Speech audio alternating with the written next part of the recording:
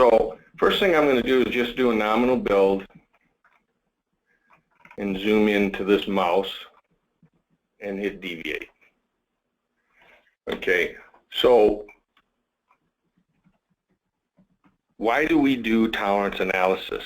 The purpose of tolerance analysis is to understand and validate that if we go into production with our build process and our component part tolerances and our indexing method, we can meet our final dimensional goals.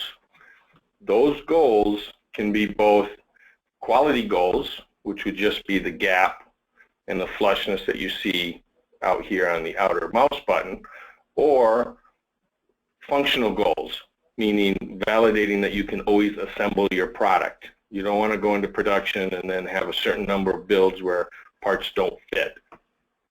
All of that gets validated within 3DCS when you're doing your tolerance analysis.